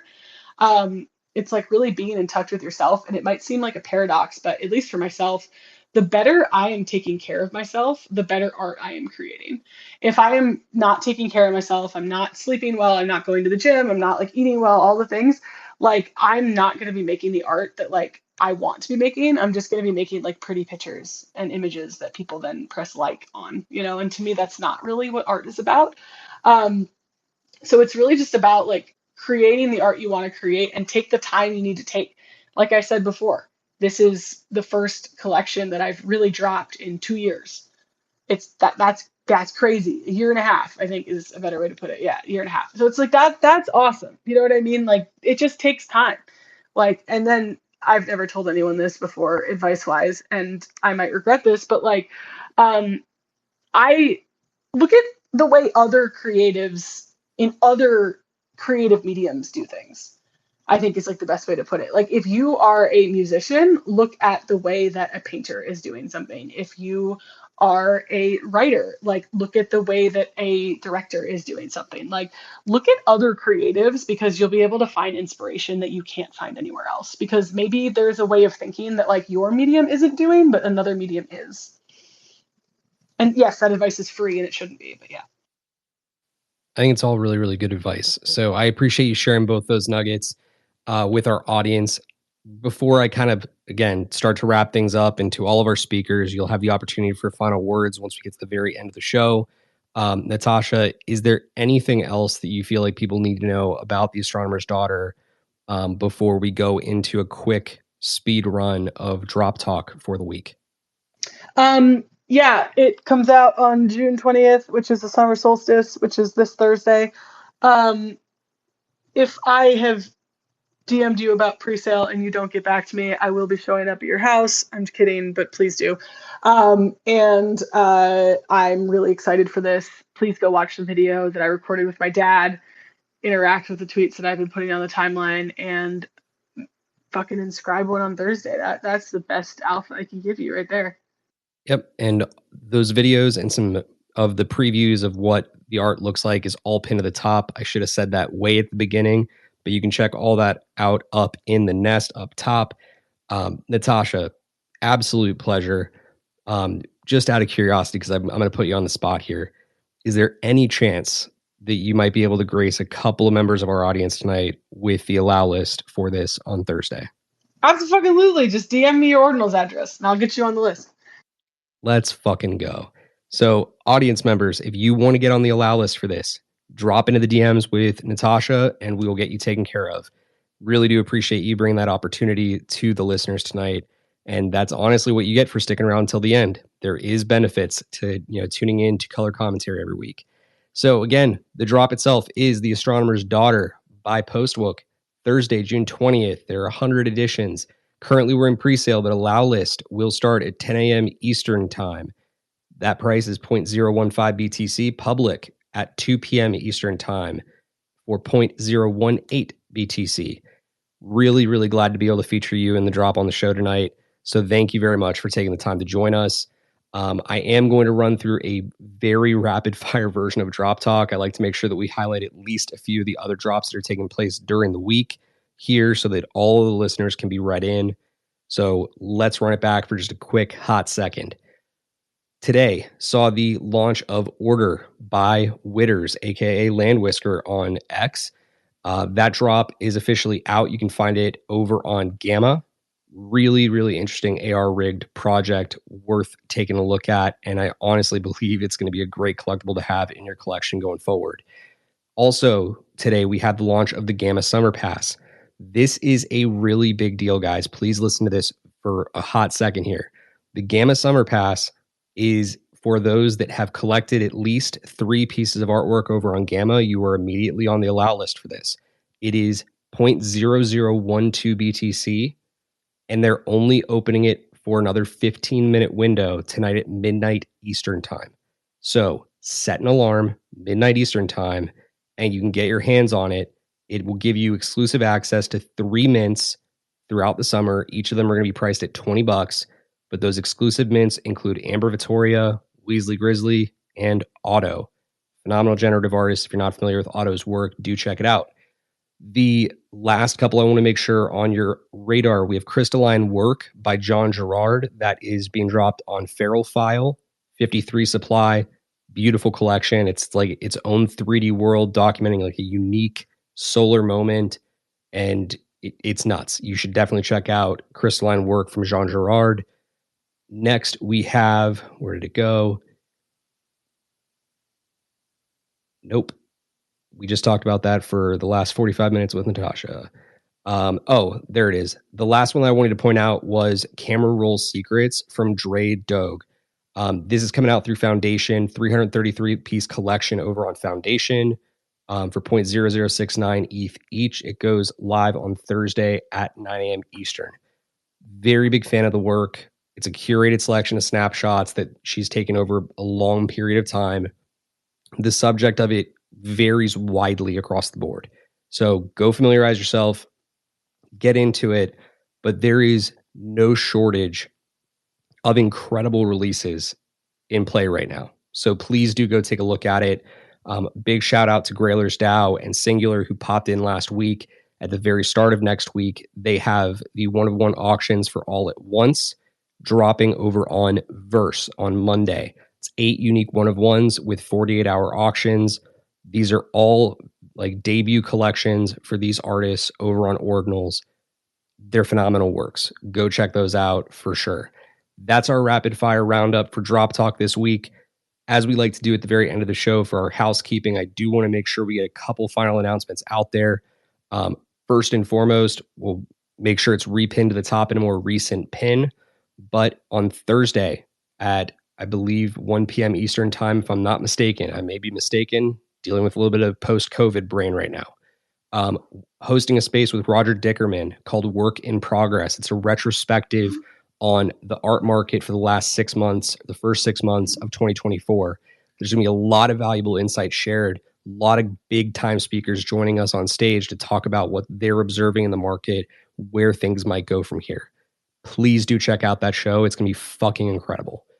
Next, All Eyes on Art, the weekly digest that we just kind of covered some drops from. That too will be pinned to the top. You can check that out. 65 drops in it for this week's edition. Art market's heating up. Don't doubt me. I promise you it's coming. Now, we've got the housekeeping out of the way. We can move ourselves into a space of gratitude. So to the speakers, allow me to just say I'm grateful for you taking the time to come out tonight. I want to throw it back around the horn for final thoughts, anything you'd like to share as we go out into the evening. I'm going to take it first and foremost over to my guy, Prism. Prism, any final thoughts you'd like to share with the folks at home before we go? No, I think we covered everything. Just be ready for Thursday. We've had pre-sale open for 2 days now, and I think there's something around 25 pre-sale so far. So if you're a holder of anything of ours or of Postbooks, you can either DM her or you can come into our Discord. You have to verify to get to the channels, but verify and then we can get you on the list if you want a pre-sale. But yeah, I'm really excited about this collection. It checks all the boxes for me as far as just like dope artwork, the intent behind it, and the thought that Postwick kind of put into this. Bitcoin nativity. I mean, it's got it all. Like, we've been preaching this since the beginning, that we don't just want to run back what we've already done. Like, we want to do something different. We want to build something different. And so I want to show gratitude to Postwick for bringing this concept to Bitcoin, and sort of setting the bar for others to look at. So, and Stephen, thank you so much for having me on. Absolutely, Prism. Appreciate you coming on. And again, grateful for you guys continuing to support artists in the space. It's been one of the great pleasures that I've had, getting the chance to know you and Boozy and getting to hear more and more about how you guys are growing. So appreciate you. All right, let's toss it on over. Let's call an audible. Let's go to Greek. Greek, any final words for the audience before we call it a night here? Yeah, I just want to thank you first off for having me up here to talk White Walls and have the White Walls team here, and then everybody who came in and listened. Thanks a lot for sticking around. I know we talked about TVs for quite a while, so appreciate that, and happy to answer any questions if you want to take anything into the DMs. But yeah, just really excited to bring this out to market. I know hopefully all you guys listening will become users of the app. I think we have something that's kind of universally appealing to collectors, where like a lot of crypto is pointed towards like, trading, essentially, like using you as like a I guess it's not catered towards collectors, and we really wanted to be that person, that team. So looking forward to meeting you guys in Twitter DMs, Discord, wherever. Reach out. All the guys are always happy to take questions and have a chat. So most of us are just friendly art collectors like you guys. That's awesome. All right, appreciate it, Greek. Thank you again for coming. Let's toss it on over to Natasha for final word. Natasha, what do you have for the audience before we call it a night here? I just appreciate all you guys. I got like a few people in my DMs, and it's just like, it's honestly like so heart touching to know that people are so into this and that like they really resonate with the concept. I I didn't expect people to like this as much as they did. I didn't realize people would like me and my nerdy dad the way that they do. The other thing I just want to say is he will be on some spaces, or at least one space with me on Thursday. We are going to do the little alpha. If you see me on a space tomorrow that says something like "This is a test space for my dad," feel free to join. We're just planning on testing him, being on spaces because he just doesn't know what he's doing. I had to like literally install Twitter on his phone. I was like, this is how you use it. This is your login. Like, took a picture of him this past weekend. But I think that like when it comes to just like, asking him questions and stuff, like I know he'd be super grateful. And I'm just super honored. Honestly, like I'm kind of at a loss for words that people are so into this. I just really didn't expect this. And it feels really good that the attention and the time and the dedication that I put into this is being resonated with people. I really couldn't ask for more, and I'm just extremely grateful for the time tonight and being able to hear about White Walls as well, and just share the space with you, Stephen, and Prism. You guys are great, honestly. I am very happy with the way that everything is going right now, and let's fucking go. I'm excited.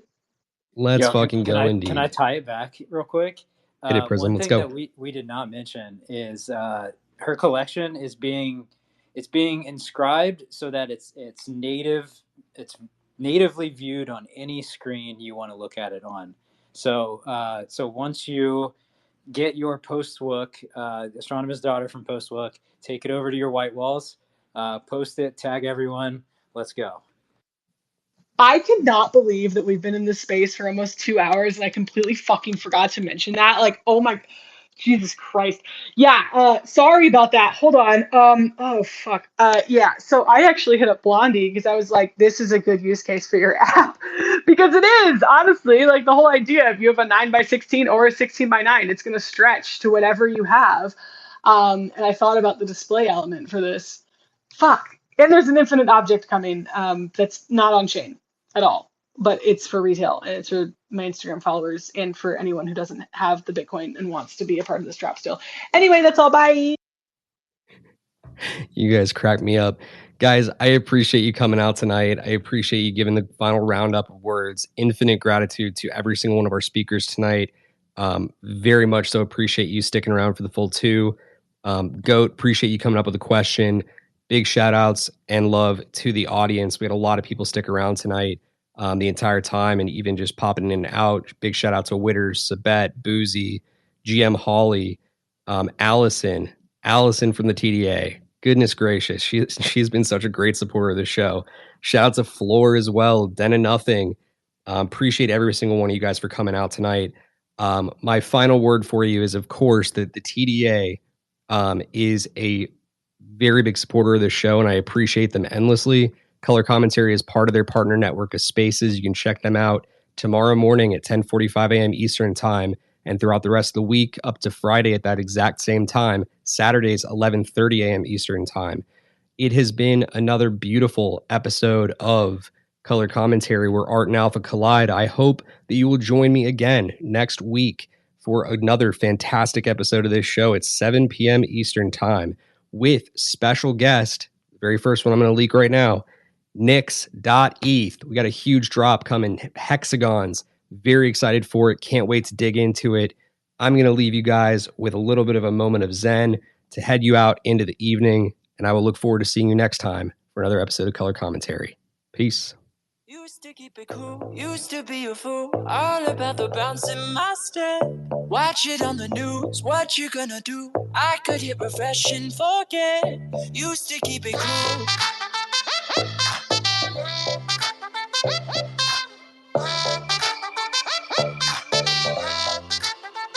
Should I keep it light, stay out of the fight? No one's gonna listen to me. If I write a song, preaching what is wrong, will they let me sing on TV? Should I keep it light? Is that right?